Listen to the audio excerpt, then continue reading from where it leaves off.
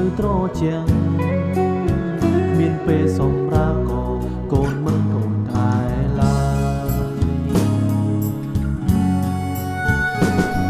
នេះហើយការងារដែលកូនធ្វើពីបាតែកូនខំតស៊ូដើម្បីពុកម៉ែរស់បានស្រួលទោះបីเหนื่อยហត់តែកូនសប្បាយចិត្ត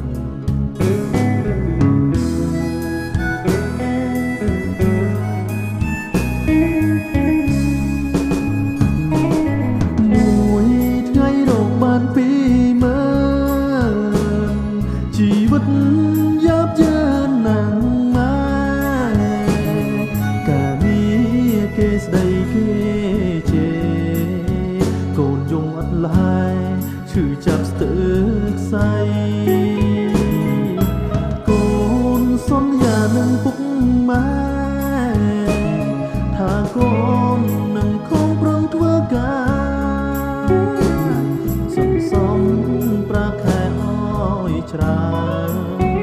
ញ៉ាឲ្យពុកម៉ែលោកគុណគ្រប់គ្រួសារសង្ឃឹមថ្ងៃមួយគ្រួសាររីករាយលែងវេទនាដោយការគ្រាពីមុនមានតែក្តីសុខភាពជួបជុំកូនសន្យាថានឹងលែងឃ្លាតពុកម៉ែហើយ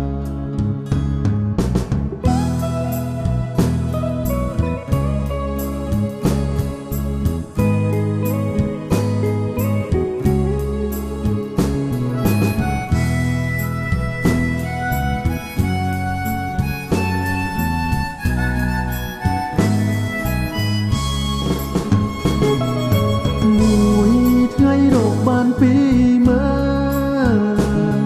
ជីវិតយ៉ាប់យ៉ឺនណាស់ម៉ែកាមានគេស្ដីគេជេរកូនយំអត់ឡើយឈឺចាប់ស្ទើរខ្សែកូនសន្យានឹងពុកម៉ែថាកូននឹងខំប្រឹងធ្វើការ